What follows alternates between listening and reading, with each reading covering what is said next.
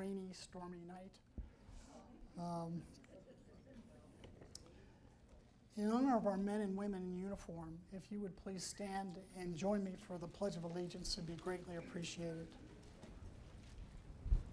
I pledge allegiance to the flag of the United States of America and to the republic for which it stands, one nation, under God, indivisible, with liberty and justice for all.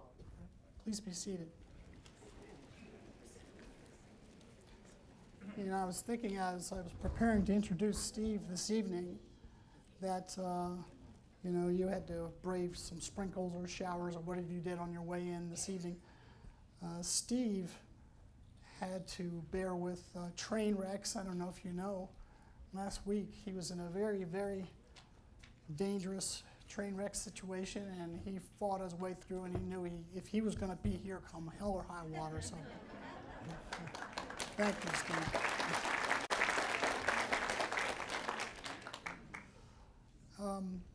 I am often asked how the Reagan Foundation determines who gets a chance to speak to the audiences that we gather here at the Reagan Library. We have dozens of people that write or they call each week asking if they can have a chance to take the stage here. And unfortunately, there's only so many days and so many hours in a day. And when you combine that with the fact that we set the acceptance bar very high in terms of a guest's national standing in the news or in politics or business, it's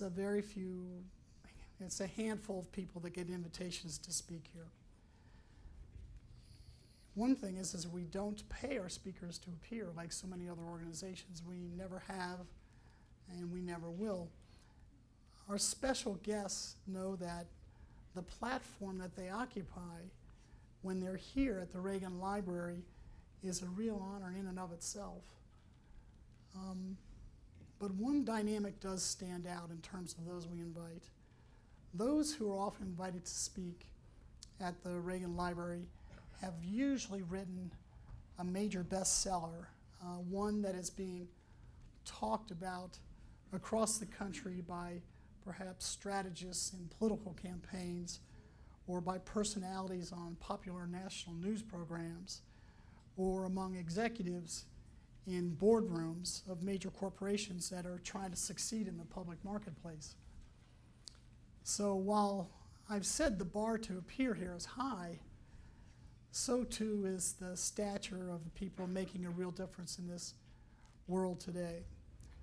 Steve Forbes is undoubtedly one of them. I believe this is Steve's 7th appearance at the Reagan Library. And other than President Reagan himself, I don't think we've had another leading figure appear here so many times. It's just been really... And it's actually not surprising. Steve runs, as everyone knows, one of the greatest media empires in the world. He has run for the presidency twice. He serves with distinction on the Reagan Foundation's Board of Trustees.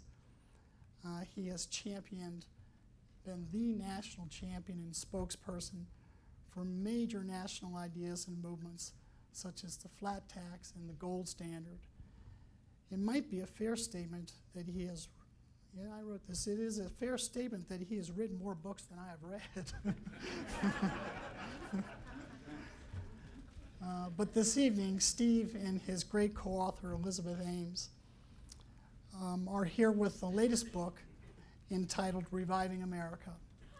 Now, I won't read the subtitle of the book as it darn near gives away the plot, but suffice it to say that his newest book ought to be read as a primer by Donald Trump or Ted Cruz or John Kasich or any future aspiring politician looking for a common sense blueprint to restoring hope, growth, and opportunity to our society today. I have no doubt that Steve will want to talk at some length about his book this evening, as well as take questions from you when he's finished on his views on politics of the day. So we'll be happy after Steve speaks. I'll control some questions and be happy to take a number of questions from many of you. But with that, ladies and gentlemen, if you would, please join me in welcoming to the Reagan Library the Honorable Steve Forbes.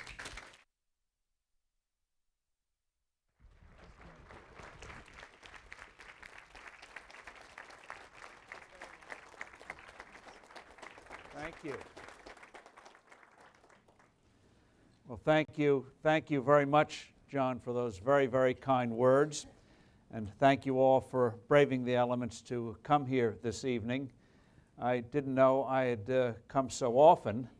I knew I'm of Scottish descent, so I'm always after free drinks and free meals, but I didn't know I'd imposed on the hospitality of the foundation so much. But it is a great honor to be here. As we all know, Ronald and Nancy Reagan formed one of the most extraordinary partnerships in human history. Truly, theirs was a case where 1 + 1 did equal infinity. And as we look back and look at what's happening here in the world today, we realize how far we have fallen from the Reagan years, very far. These are troubled times, but rather than despair, we should take heart from the example of Ronald Reagan and Nancy Reagan. While times and circumstances change, the principles of progress do not change. And Reagan understood the core of this country.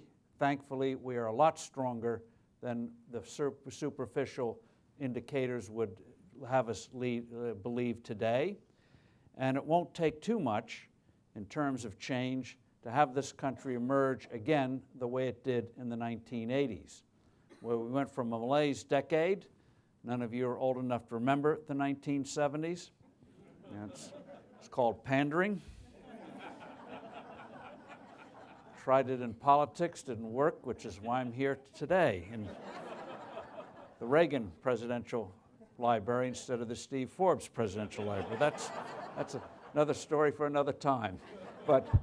But in the 70s, the U.S. was seen as being in a state of decline, malaise decade. World was hopeless, hard to believe. The Soviet Union, remember that? The Soviet Union was seen to be in ascendance, the rising power. And Ronald Reagan was the only figure of the time, major figure, who actually believed that you just didn't have to contain the Soviet Union, you could win the Cold War, beat the Soviet Union, and he proceeded to do so. And while historians say, oh, it would have happened anyway, others were involved. Well, in any human endeavor, a lot of people are involved. But if it hadn't been for Ronald Reagan, the Soviet Union might still be around today. So that was an extraordinary achievement, and he did it through a belief in the superiority of America, not that we're in and of ourselves better human beings, but what made this country unique, call it American exceptionalism, is why people still strive to come here. And around the world today, for all of our problems, there is no other place you'd want to be living than in this country today, despite all of our problems.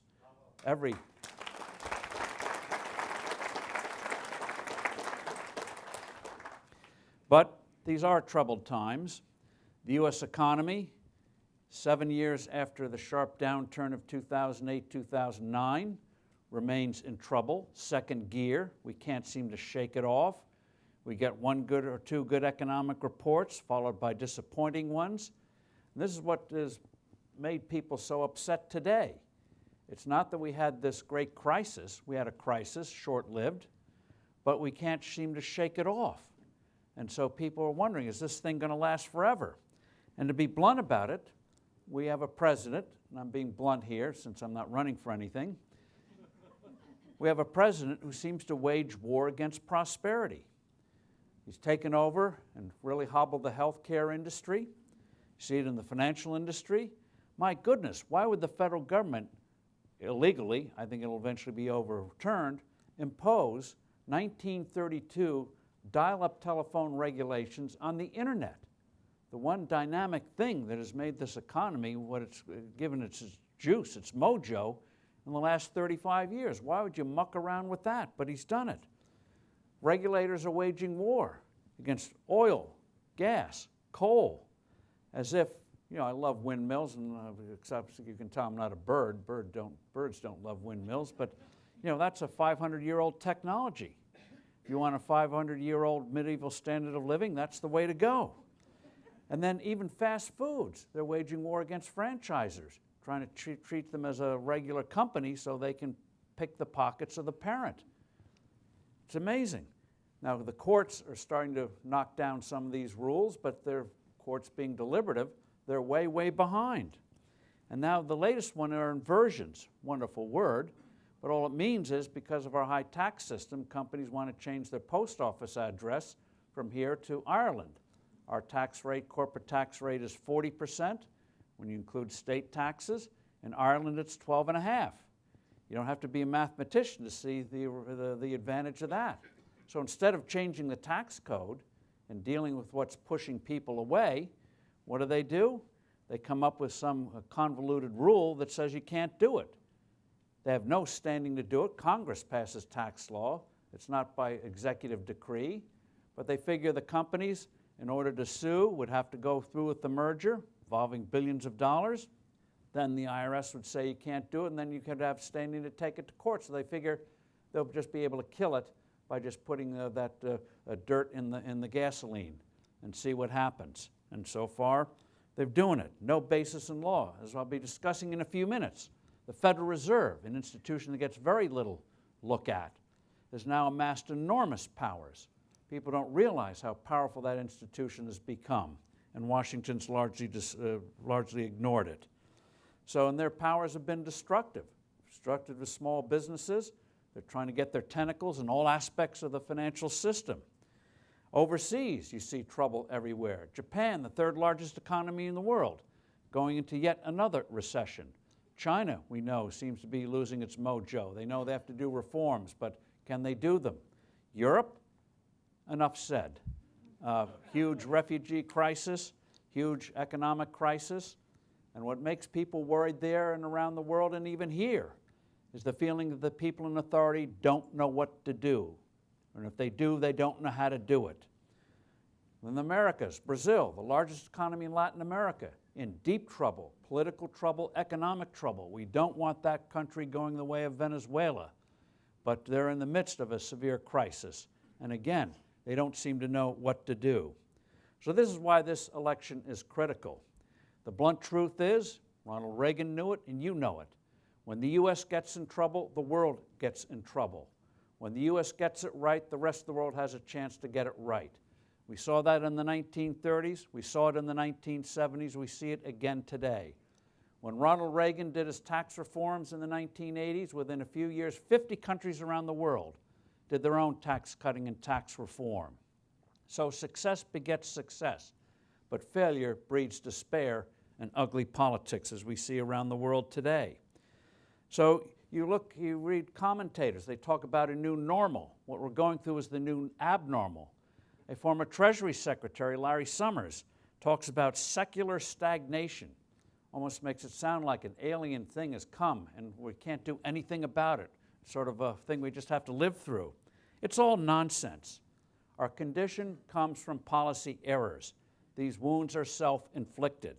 And the good news is errors can be corrected. And that's why we did this book. I want to introduce our co-author, Elizabeth Ames. Say hello.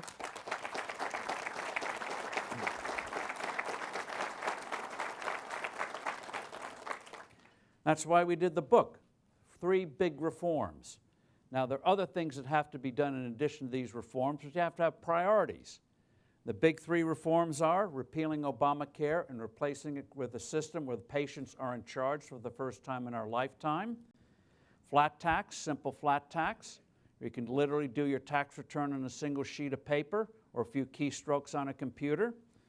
And reforming the Federal Reserve and having a stable dollar again. You do those 3 big reforms, and this economy will come roaring back far faster than people think is possible. Just as when Reagan did his reforms in the early 80s, the economy came back far faster than people thought would have been possible. So it can be done. So there are other things that have to be done, but again, you have to have priorities. And so the signs are, even though the political season, you almost feel like it's, if the consequences weren't real, it would be a great show. I mean, this is better than any Jungle and the Naked in the Jungle show we're seeing now. I mean, it's amazing. But even when you strip away all the nonsense, there's beginning to emerge some real ideas. Ted Cruz has an interesting flat tax plan. I think I can improve it. That's the nice thing about being an outsider. You can improve anything. But he's moving in the right direction. Paul Ryan wants to do Speaker of the House, major tax simplification. On the health care front, Cruz has some interesting ideas. So does Kasich. Trump came out with some interesting ideas on health care. At least a few days ago he did. We'll see where he is today. But he wants to get rid of boundaries and have nationwide shopping for health insurance. So things are beginning to stir. And you'd never know it, but a lot of Democrats know, certainly on the corporate side, we need to make reforms on the tax code. It's the White House that's the big blockage there. So that is why we wrote this book. We feel that if we give people the basic information and these topics which are shrouded in all of this jargon and complications, it is very basic. With this basic information, we'll be armed, we can put pressure on policymakers, ask those who are running what they're going to do, and have an understanding of what needs to be done, instead of just being fed confusion and made to feel, well, it's beyond our comprehension, we're just too dumb. No. These priesthoods always try to make us, you listen to Federal Reserve people go on Capitol Hill, they use words from the English language, but you have a hard time understanding what in the world they're trying to say. That is deliberate. We must be dumb. We don't understand what these geniuses are saying. The truth is, they don't know what they're saying half the time. So we start with health care. Why? It's 20% of our economy now, almost. It's the most personal thing possible. We can complain about taxes and everything else, but health care is the most personal thing possible for ourselves, for our loved ones, for our friends and relatives. That gets to the essence. Without that, not much else is possible. The thing about the healthcare system today, I don't care whether you're Democrat, Independent, or whatever, no one is happy with the kind of system that seems to be emerging today. Costs are going up. Basic medical costs are still going up, starting to rise up again.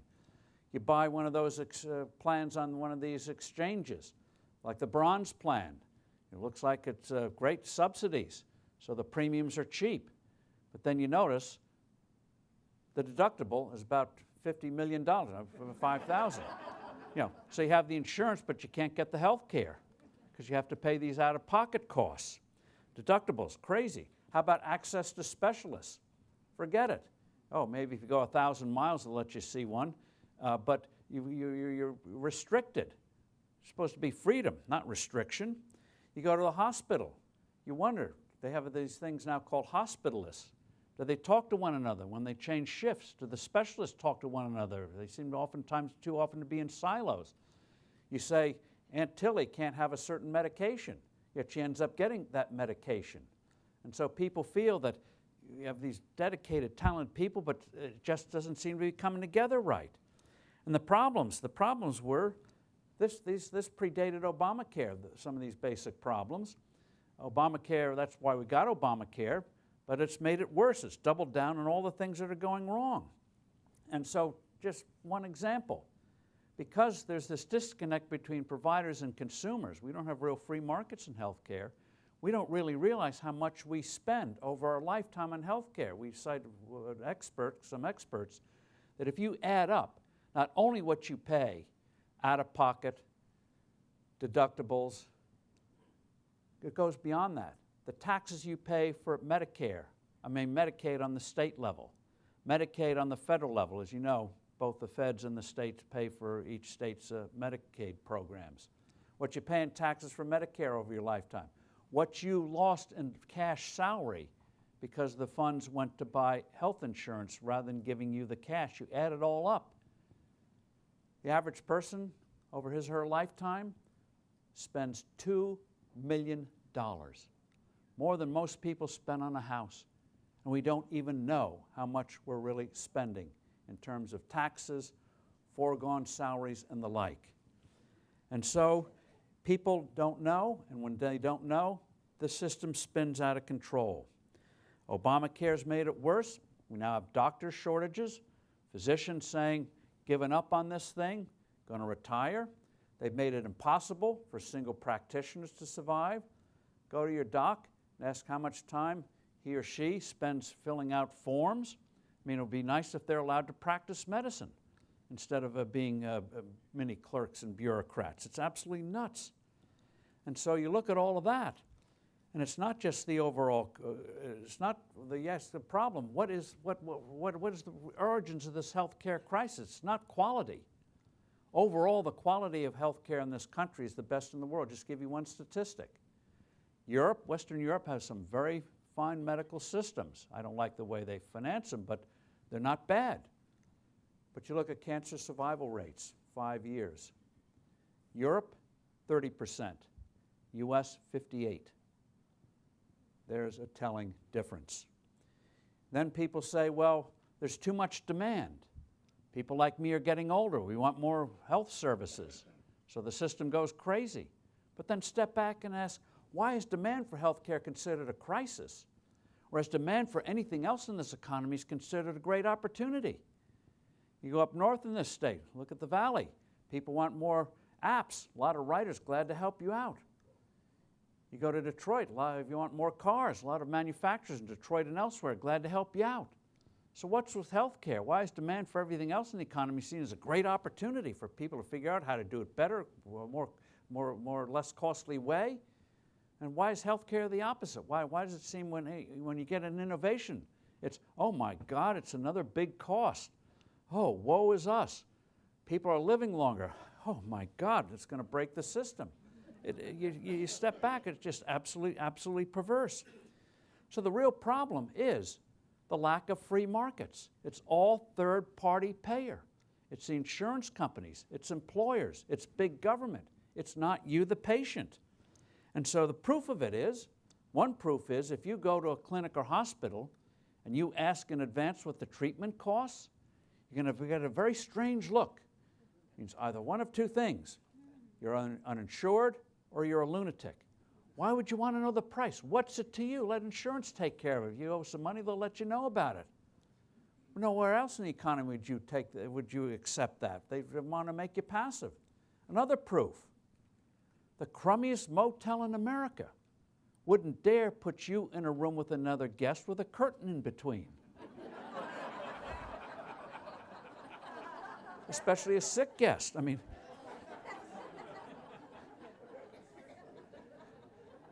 and robes.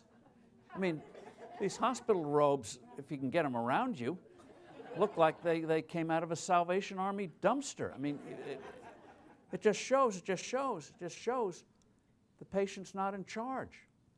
And so you don't have free markets. In normal free markets, if somebody does something that seems successful, it's quickly imitated. Apple does an iPad or an iPhone. Other companies quickly weigh in. Samsung and others, we got better versions of it. But in healthcare, that doesn't happen. Hospitals know that their revenue is not dependent on satisfying you, the patient. It depends on how well they negotiate with insurers, with Medicare and Medicaid, not satisfying you. They're not bad people. That's the way the system works. That's the way the system works. One example, there's a hospital chain in Pennsylvania called Geisinger. Several years ago, they offered warranties. They can't call them legally warranties, but that's in effect what they are. So if they botch something, do something wrong with your knee, the next one's on them. Now, warranties are normal everywhere else, but did anyone imitate it in healthcare? No, because the system doesn't encourage that kind of thing. It doesn't encourage it. I was at a meeting with some people yesterday. We were talking about when an institution, especially in cancer care, makes a big breakthrough, how long does it take before it permeates the rest of the country and becomes the new norm? 7 to 10 years. 7 to 10 years.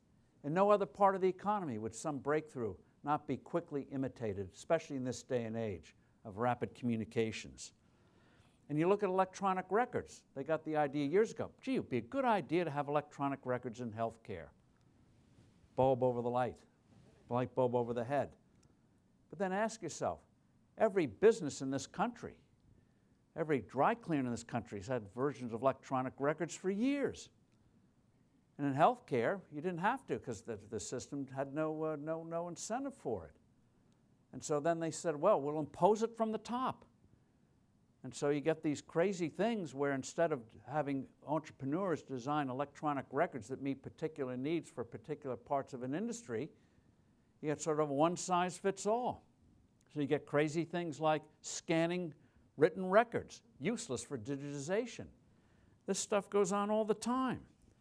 So they find a problem because it's all top-down, Soviet-style top-down. It's like whack-a-mole. Problem here, whack, whack. More problems there, whack, whack. So the institutions have enormous regulations. Again, ask a doctor how much time they spend practicing medicine. Very small part of the day. No one designed this. Came out of World War II, explained in the book. World War II, they have wage and price controls, so you have labor shortages, obviously, with millions of people going in the armed services. So how do you get people to work for you when you can't pay them more cash? Well, they came up with the idea of paying more benefits. Governments, that was okay. So you got employers offering health care benefits because they couldn't pay you in cash. Then after the war in the 50s, the IRS comes up with a ruling that says businesses, yes, can deduct this for tax reasons, tax deduction, and it's not counted as income for the worker. So no one designed this system. It grew higgly-piggly. And so the answer, as we point out in this book, is to get real patient control again, instead of more rules and trying to do it from top down. You start by repealing Obamacare. Okay, where do you go from there? There's some exciting reforms. Mention one of them, nationwide shopping for health insurance.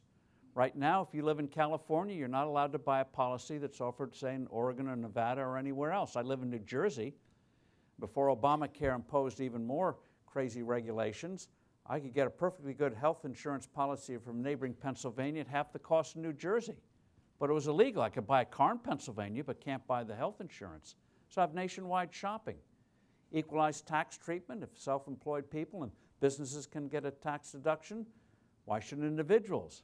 If you don't like what your employer offers, you want to go out and get something on your own, you're already behind the 8 ball because you're doing it with after tax, they're doing it with pre-tax. So make it uniform. Whatever way you want to do it, make it uniform. How about transparency? Why doesn't Medicare tomorrow, the office that runs Medicare, require that hospitals and clinics post prices for all their treatments and services? So that way, if one hospital charges $2,000 for an MRI, another one charges $500, you can see it. And especially now, one of the things that President Obama didn't realize he was doing with these crazy plans he offers on his exchanges is he's making patients consumers. Oh my God, this is out of pocket. With, when you have $10 million deductible, it's out of pocket, out of pocket. So people are starting becoming very aware of what these things are charged.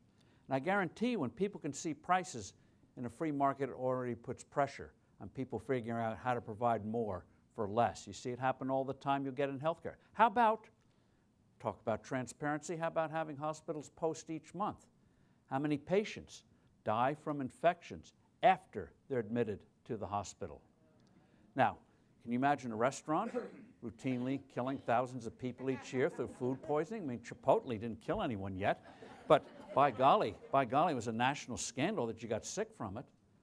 So why not have transparency? Now, we know certain kinds of diseases are very prone to infection, so you've got to refine that. But let's put the pressure of the enlightenment, transparency. Get your act together. Reduce those unnecessary deaths. It's part of the folklore. You go in the hospital, you try to get out as quickly as possible for fear of contacting something else. So basic reforms like that. And how about choosing your own health insurance policy? I don't need pregnancy services. I never will. So why should I have to pay for them? So even if you don't want to hurt the president's feelings and repeal Obamacare, you can treat it like a building facade, keep the facade, but knock down the rest of the building. You can do that, get rid of the individual mandate, get rid of the employer mandate, No bailouts for insurance companies, no policy mandates. Allow little freedom. Medicaid, return it to the states, see what works. I think kind of a voucher system where patients have more control.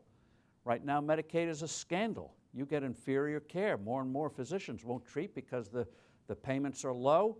They wait forever. I know a physician, she doesn't even bother to submit.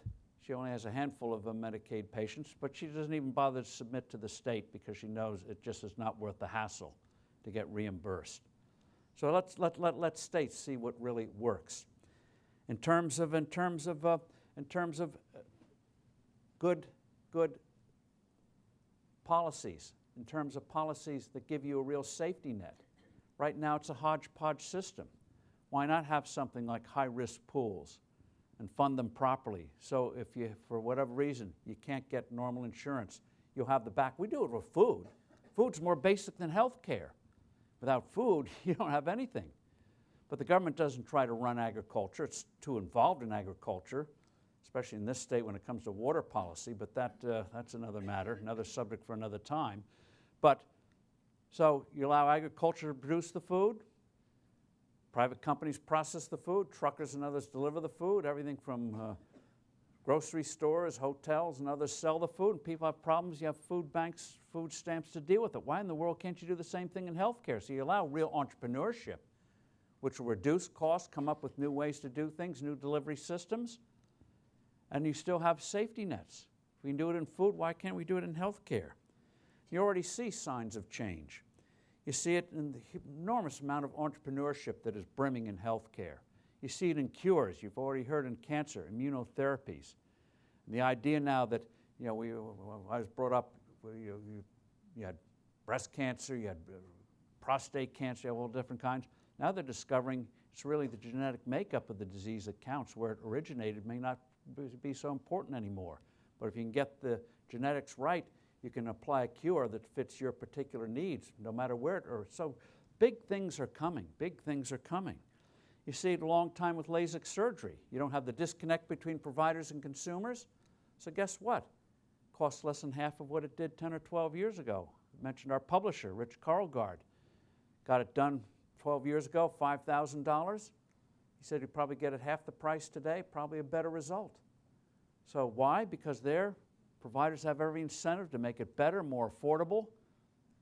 Cosmetic surgery, none of you need it, but it's grown sevenfold in more pander.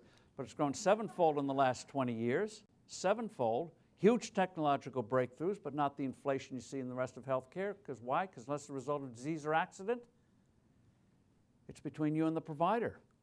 So if you want something done, want a procedure, you scope it out like you do anything else. You have friends who can keep their mouth shut. You might ask them for advice. Where do you go for a certain thing? And so the system works. The system works. Remember, and you'll appreciate this, free markets always turn scarcity into abundance. We see it with what we used to call cell phones, now smartphones, handhelds. You know the first one, 30 years ago from Motorola, $3,995, big as a shoebox, 40-minute battery life. Today they give them away, many plans. Soon you're going to be able to get a smartphone for $50, and we're so spoiled now. If it takes more than 10 seconds, do a Skype call to Outer Mongolia, we say, what a piece of crap, you know, this thing is, yeah. And you're seeing in walk-ins, CVS and others. We'll have a nurse practitioner, doc, you go in for routine stuff. If it's more important, then they'll send you to the hospital. But you're in, out, often a cheaper price. You see it in flu shots. Every year you have the flu season. Once upon a time, you wanted a flu shot, you had to make an appointment, go to the doc, big deal. Today, when you want one, they're everywhere. Drugstores have them, airports have them. Go to the gas station, say, fill her up, give me a flu shot through the window. Off you go. So the good news on the healthcare front is that this ferment is now finally permeating the political system. And even though some out there, like a true socialist from Vermont, he would not want socialist medicine, but he's advocating it for everybody else. Though that is a throwback to the past. It's not going to work. This kind of technology is just bursting, and people are going to say, we need more, and we can get it for less and for better like we do everywhere else. So that's one big thing, healthcare, turning what looks like a hopeless liability in terms of finances, costs seem to go up, getting less and less into the greatest growth industry ever because it is personal. Now, taxes, second big thing. Taxes, as you know, are a price and a burden. They just don't raise revenue. They're a price and a burden. The tax you pay on income is the price you pay for working. Tax on profit, the price you pay for being successful. Tax on capital gains, the price you pay for taking risks that work out. And the idea is a very simple one. You lower the price of good things like productive work, risk-taking success, you'll get more of it. Yet in this country and around the world, we're overtaxed. You wake up in the morning, what do? Turn on the lights, look at your next electricity bill, and the tax is embedded there. Turn on the water, same thing. Go to the kitchen, have a cup of coffee or tea. Sales taxes, go to work, gasoline taxes, perhaps a toll or two. Get to work, federal income taxes, state income taxes, Medicare taxes, Social Security taxes. You go home, same thing. You go to a store, maybe buy a pair of shoes. You're not just paying, you may pay a sales tax, but you're also paying the taxes businesses pay. Where do businesses get the money to pay their taxes? They get it from you. Just doesn't come from manna from heaven, as Bernie seems to think. Comes from you. Then you go home, go through the mail, property taxes up again. Time to renew Fido's license. You get on your smartphone, call your representative, look at your next phone bill, the embedded taxes there. And the biggest abomination, of course, is the federal income tax. Just to put it in perspective, we've said this before, we've got to say it again. Lincoln's Gettysburg Address, which defined the character of the American nation, all of 272 words. Declaration of Independence, a little more than 1,300 words. Our Constitution, all the amendments, a little over 7,000 words. The Bible, which took centuries to put together, 773,000 words. They take the federal income tax code, not just the code itself, but all the attendant rules and regulations that must go with it, 10 million words and rising. And nobody knows what's in it. The IRS doesn't know what's in it. You call their hotline. If they deign to answer it, they'll give you the wrong answer a fourth or a third of the time, hold you responsible for it. You know, Money Magazine years ago did a hypothetical survey, took a hypothetical family, gave the numbers to 46 different tax preparers, asked them to prepare the family's tax return. You know what they got back? 46 different returns, 46 different estimates, thousands of dollars differences from people who make the living at the thing. It's crazy.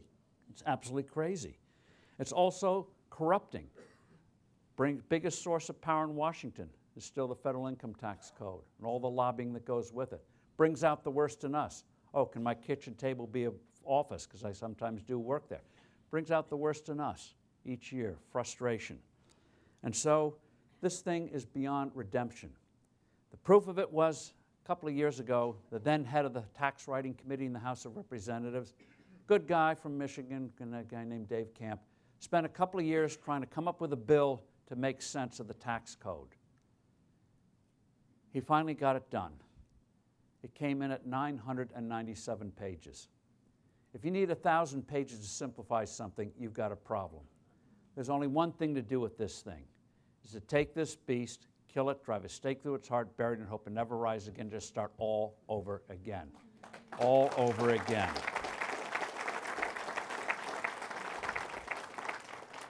And we need a simple flat tax, a single rate system. Why just one rate? Because we learned from 1986, when we last simplified the tax code under Ronald Reagan, shows you how great he was. That's the last time we even attempted to simplify the tax code. We got it down to 2 rates, got rid of a lot of junk in the code, got it down to 2 rates, 28% and 15%. But putting 2 tax rates together is like putting 2 rabbits together. They breed, they multiply. And in a few years, it was back to business as usual. That's why you have to have a single rate. So they do anything, everyone sees it. So the plan we outline in the book, generous exemption for adults and for children, that's it. Family of 4, your first $52,800 of salary free of federal income tax, savings free of federal income tax. No death tax. You should be allowed to leave the world unmolested by the IRS. Do the same thing on the business side. Knock the rate down from 35 to 17%, 17% rate after those $52,000. 17 cents on the dollar, have instant expensing of capital expenditures. Literally, it's true, you could do it on a single sheet of paper, a few keystrokes in the computer, and that's it. Over 40 jurisdictions, I say jurisdictions because take Hong Kong, which has had a flat tax for 60 years, you can't call it a country. So 40 countries and jurisdictions around the world have flat taxes. most enacted in the last 20 years, work fairly well. So this is not laboratory stuff. And to allay people's fears about, oh, am I going to lose this deduction or that deduction, give people a choice. Say, we have the new system, you can go with the new system, or if you lack self-esteem, you want to hurt yourself instead of physically, you don't have to do what Gray does. You can, just fill out tax forms. Stay with the old system. See for yourself which one is better. See for yourself which one is better. Make up your own. 99% would say new is better. But it's not just an economic GDP issue, it's a moral issue. It's a moral issue. The IRS estimates we spend 6 billion hours a year filling out tax forms. 6 billion. Experts estimate we spend $200 billion a year complying with the tax code. Now just go back 20 years. Think of the tens of billions of hours, trillions of dollars, and immense brain power applied to this useless, stupid, corrupting, complex activity. And just think of the new products and new services. Think of the new medical devices and new medical cures we could have had if those resources and brain power had been applied to something productive instead of what we have today. It's a moral issue. Huge waste and missed opportunity for us and for our kids and grandkids. So let's go with something and do it right. And fortunately, Cruz has a variation, as I mentioned. Kasich and Trump at least know we've got to simplify the thing. So I think the key thing is to get the mandate, and it will be done. Remember, when Ronald Reagan ran in 1980, he proposed the then radical idea of a 30% across-the-board tax and income tax rates. Democrats, of course, ridiculed it. Economists said it wouldn't work. Republicans even were skeptical, but he put it out there, led with it, got the mandate for it, mostly did it. The rest, they say, is history. We revived. Got to do it again. The final big thing before we get the Q&A, final big three reform, is, as I've told some of you before, it's not the most exciting subject in the world. Federal Reserve monetary policy is not like 50 Shades of Gray or anything else like that. It's not exciting. So, as I've told you before, I'll give you a reward for what I'm about to do to you. Give you that travel tip. If you ever find yourself in an airplane, in coach, middle seat, on the runway, watching your life pass away, you want a little bit of elbow room with your seatmates, start talking about monetary policy. They'll cut you a wide berth. You may end up having the whole plane to yourself before it's over.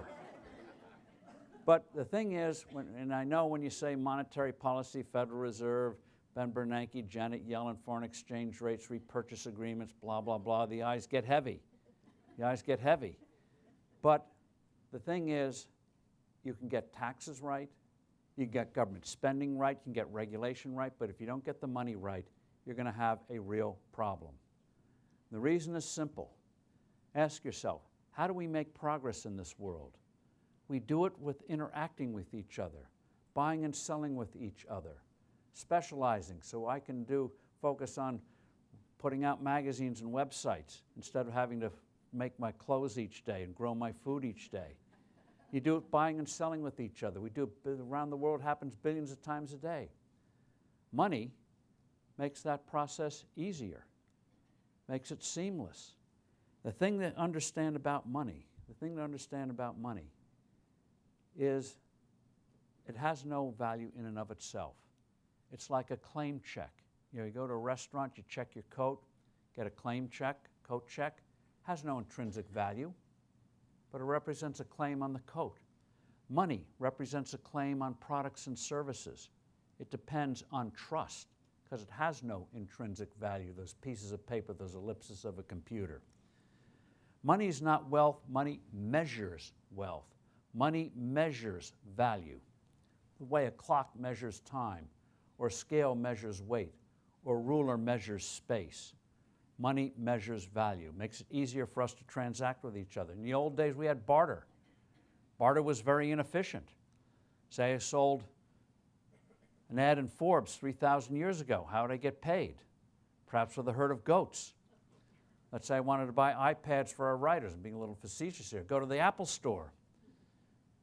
Apple store owner doesn't want sheep. He wants, instead of goats, he wants sheep. So I have to figure out how to swap the goats for sheep. Perhaps I have to hire a sheep herder to make sure the wolves don't eat the sheep. The sheep herder wants to be paid in wine. He wants red wine. I have white wine. It becomes very inefficient. Imagine if we had barter today. Imagine trying to deposit a tractor in an ATM or withdrawing a cow or something or a car. Just very, very inefficient. Money makes it easier. That's why it was invented. It wasn't invented by government. It was invented in the marketplace. And it depends. That's the thing to keep. If you understand that's a claim check, you understand that it works best when it has a fixed value. Like you buy a gallon of gas, you assume the size of the gallon stays steady each day. Go to the store and buy a pound of cheese. You assume it's 16 ounces. It doesn't float and change each day. Imagine if the Federal Reserve was in charge of the Time Bureau and decided to do to clocks and watches what it does to the dollar. Float the clock. 60 minutes an hour one day, 72 minutes the day after, 80 minutes the day after that. It would be chaotic. Imagine baking a cake. It says bake the batter 30 minutes. You have to figure out, are those nominal minutes? Inflation-adjusted minutes? Are they a California minute, a New York minute, a Mexican minute? Would be chaotic. Would be chaotic. But that's what we have today. That's what we have today. When you have unstable money, you get an economy, first of all, that doesn't do very well. Because imagine in the marketplace, if you didn't have fixed weights and measures, not much would get done. And so the unstable value of money, people say, well, the dollar's strong now after being weak. That's like a watch that is either too fast or too slow. Neither one's going to be much help to you. Because investing, as you know, is risky enough. We don't move ahead unless people make investments. But if you don't know if you're going to get, that's risky enough, but if you don't know if you're going to get paid back, is it going to be a 100-cent dollar, a 50-cent dollar, 10-cent dollar, $1.20 dollar? That makes the risk even greater. So you look what happens when you have unstable money. Guess what happens? Get less investment. Look what's happened to business investment in the last decade and a half. Flat. That's one reason why we're stagnating. We don't have that vigorous kind of investment. Making it even worse, we have a central bank now that thinks it's these, they don't say it, but they're acting like the old Soviet Union. They're trying to manage the U.S. economy by manipulating interest rates and manipulating money. You know, most of you know the folly of rent control. It doesn't work. It's fine to pay $10 a month for a nice apartment if you don't mind the lack of maintenance, but you know that no one's going to build apartments when you have that kind of crazy rules. But the same thing is true of money. When you suppress the natural price between borrower and lender, the market is skewed. The market is absolutely made impossible to work properly. So what do we have today? The Fed has bought $4 trillion, expropriated $4 trillion of assets, just saying we want it, because they can write a check out of thin air, they get it, $4 trillion. And where's that money gone? It's gone to government, some mortgage-backed securities. So the market we have today reminds one, you know, it sounds great to have zero interest rates, but it's like the old Soviet Union saying, the health care is free, but you can't get any. You ask small businesses what it's like to borrow in this environment today, how uncertain it is. I'll just give you one statistic. In the last, between 2009 and 2014, credit to government grew 37%, credit to corporations grew 32%, credit to small businesses and households 6%. In recovery, that is pathetic. So businesses aren't getting the loans they need for inventories and natural expansion, and they're the big job creators. So Apple, great company. Apple has $200 billion in cash, very successful company. Why would Apple issue $40 billion of bonds? Because they could. It was almost giveaway money. One bond they issued, 10 years, 10-year duration, the yield was less than their dividend. So what do? They go and buy in their stock, a lot of financial engineering. Great for Apple shareholders, but not perhaps the best use of capital when you want a dynamic economy. So you look at what they've done by expropriating that money, and then it's even worse. The Federal Reserve is now trying to designate not just banks. They're not only over-regulating banks. Some banks now, they examine every loan they make. They have permanent offices in all banks where they examine your loans. They talk to directors of the banks and say, do you know this is going on? These are regulated bureaucrats trying to second guess people who make the living at the thing. So not much gets done. Very little gets done. Small banks, community banks. Ask them how many people they've had to hire for compliance and how much time that has cost not making loans to people who make an economy grow. And now they've gone beyond banks. They want to give this, they call this thing SIFI, systemically important financial institutions. They designate you that, and then they can come in and virtually run your business. They did it at GE. That's why GE, General Electric, is getting out of their financial business, shedding most of them, because they want to get rid of the government trying to run their company. Fortunately, MetLife challenged them on that SIFI designation, won just a great court victory. But bureaucrats never stop because a court says you shouldn't do it. The Fed is already eyeing trying to apply it to mutual funds, trying to apply it to venture capitalists and the like, suffocating an economy with these Soviet-style regulations. And now, the latest invention, you've heard of it, is negative interest rates. They want to control you in a way that, so you park your money in a bank, it will be like stowing your junk in a storage facility. They'll charge you for it. They're doing that in Japan. So they're wondering, there's been a huge run on safes, as people are buying safes and putting their cash in. That's why they want to abolish the $100 bill and $50 bill. They say, oh, it's to fight crime and fight terrorism. Yes, I can imagine a terrorist saying, my God, this bag of money weighs so much because we can't use $100 bills. We better surrender. That's the nonsense they give you. That's the nonsense. They're waging war in cash because they want to see everything you do. And seeing everything you do is a form of control. And you see it starting already. Fighting crime. Right, they're the criminals, not the rest of us. So you look at what's happened to money, it becomes very clear. The Fed's got to be cut down to size. You can start by allowing interest rates to seek their natural level. So we get a real credit market that can work for small and new businesses again, and households. Shrink their bloated portfolio. When their bonds come due, let the money go back in the financial system instead of them reinvesting it.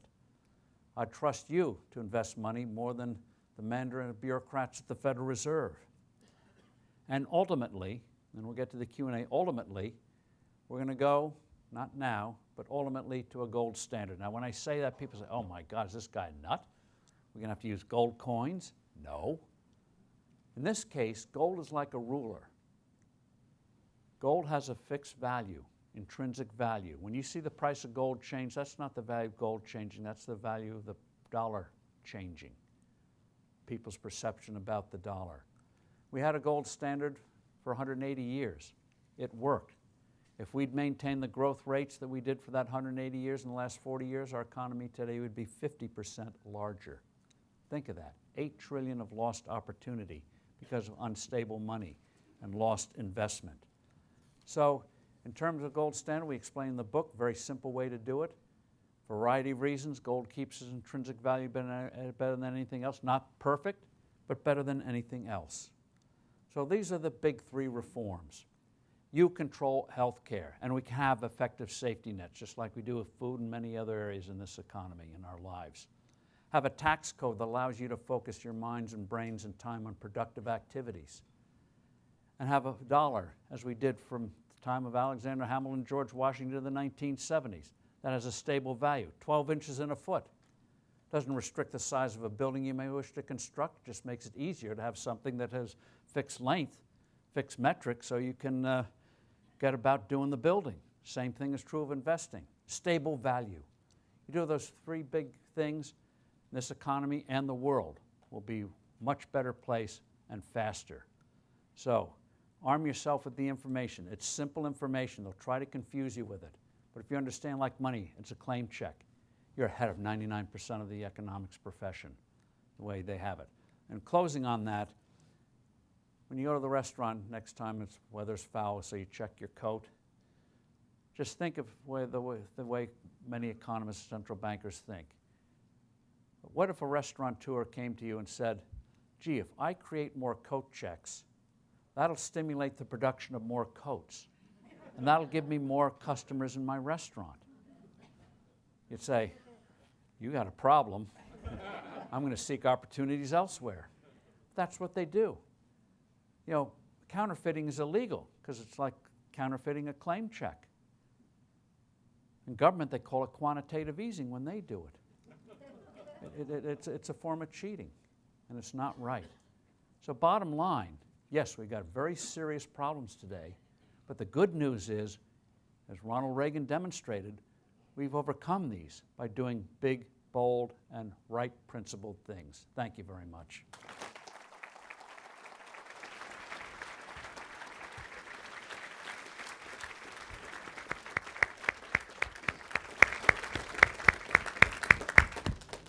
We've got just under 10 minutes. Steve would be happy to take some questions from the audience. All I ask is that if you have a question, raise your hand and we'll bring a microphone to you. I can see there's one right over here, and then we'll get back there. First here and then there. We're starting here and then there. Okay. Yeah. Any thoughts on the Bernie Sanders and Hillary Clinton comments about unlimited free college with no payment for anybody forever? Any thoughts on that? Yeah, as one who's put 5 daughters through college, I think that's a splendid idea. But think when these things are supposedly free, think of what's happened to health care. It ends up costing more for everybody. And in terms of college, look what the government, in the name of helping people, parents cope with the cost of educating their kids. These subsidies they've given to college, what has happened is administrative costs have gone up, tuitions keep going up, and the kids end up getting a mini mortgage with the diploma. So we go in the opposite direction. And you know, some kids are kids. They're not all motivated to get on with their lives right away. So if it's free, why not go in for 8 years? Boy, you know, Animal House looks better and better. It's free. So the way to counter it is look at the real cost. Why is college tuitions always going higher than the rate of inflation? There's no real reason for it. It's no great new technology that's initially very expensive. It's because you don't have a real market working. So in the name of helping us, they're hurting us. And they're hurting young people especially. And what I think will happen if we move away from this, having these spiraling tuitions, is parents more and more, they're doing it already, asking, what are we getting by spending $200,000, $100,000, $200,000, depending where your kid goes? What are we getting in return? What are they getting in return? Why not do the education instead of 4 years, cut down on summer vacation, do it in 3 years? If you want an advanced degree, do it so as you end up doing 4.5 years, both the undergraduate and graduate work. So you have 5 weeks off in the summer instead of 12 or 13 or whatever it is. Most people would say, yeah, let's do it. Let's get on with it. So I think you're going to see more and more of that kind of consumerism, just because this is not sustainable.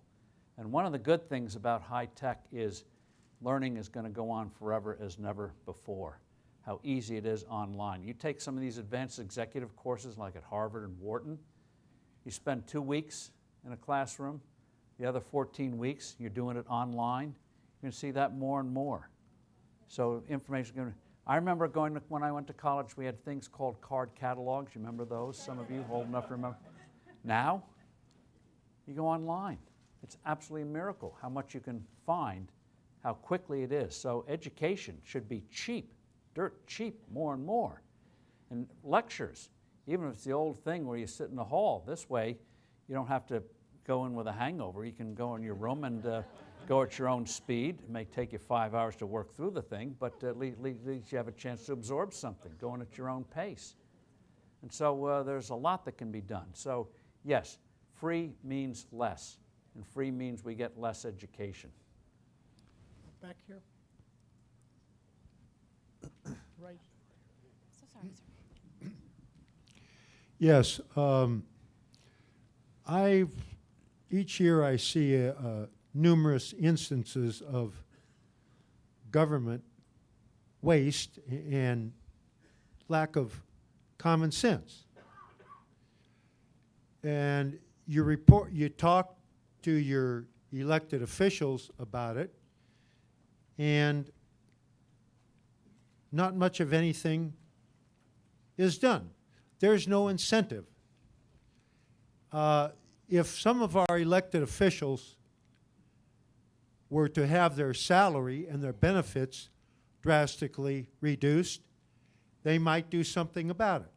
Perhaps we should have people like Bill Gates, Warren Buffett, Carly Fiorina, some of our intelligent entrepreneurial executives head up organizations or an email website where you can report just stupidity and a lack of common sense, where the government wastes millions of dollars doing stupid things, and bring it to the attention of intelligent business executives and tell them, okay, this is an example of just profound lack of managerial You're suggesting that common sense. yeah, you're And Bill suggesting- Gates or Carly Fiorina or Yeah. these We'll executives have, would you- tell the Department of Yeah. Agriculture, the Got it. Secretary of the Interior, or some other department head, look, you stupid idiot, you are wasting hundreds of millions of dollars, knock it off, or we'll get somebody else to do your job. The idea of having a website to list government waste, I'm not sure even with our high tech we have enough capacity for that.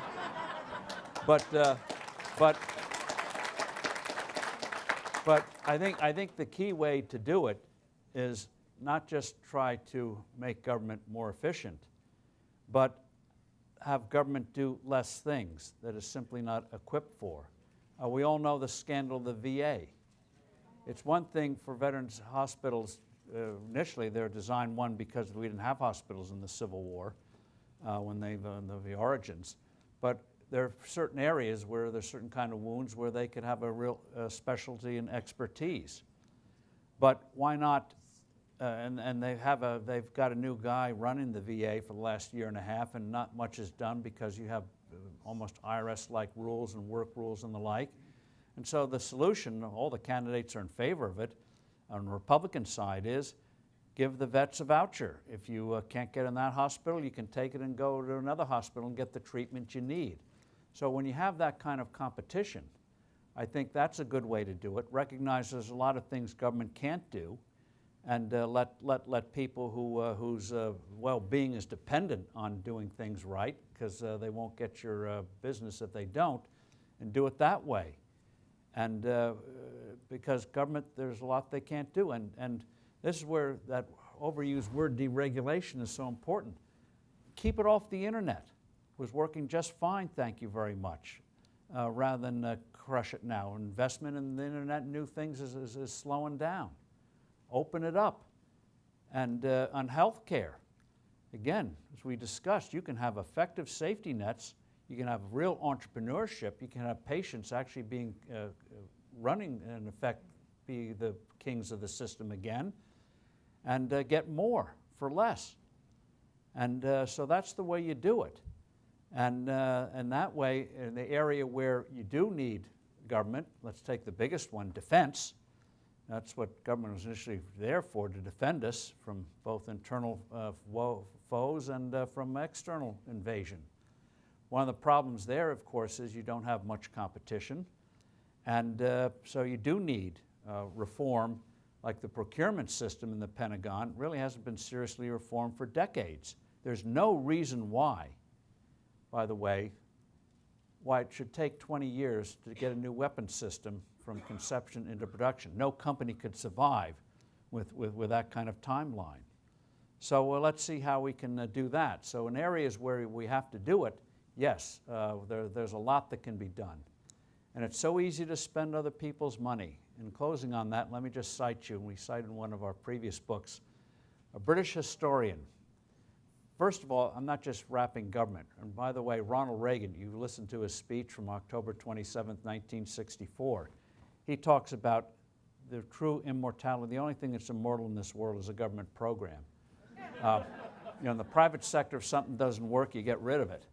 It doesn't get capital, and you go elsewhere. And government just goes on and on and on because it has a constituency.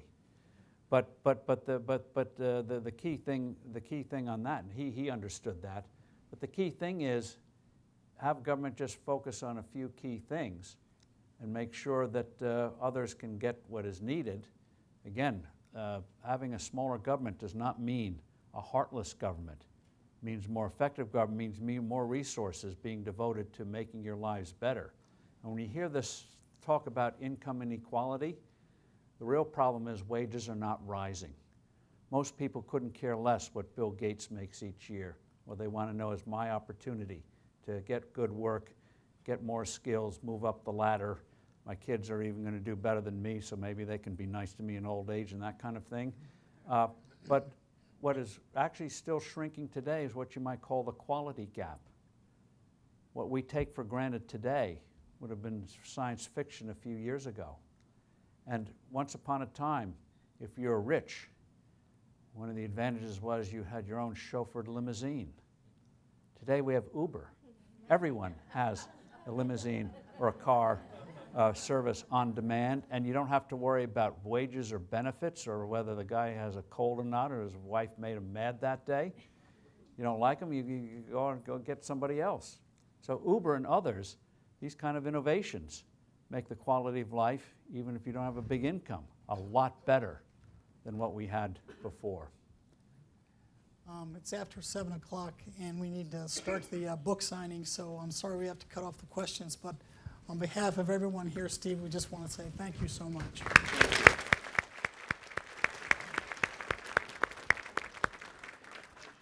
I'm not live. Ladies and gentlemen, may I have your attention? Please remain seated and allow our distinguished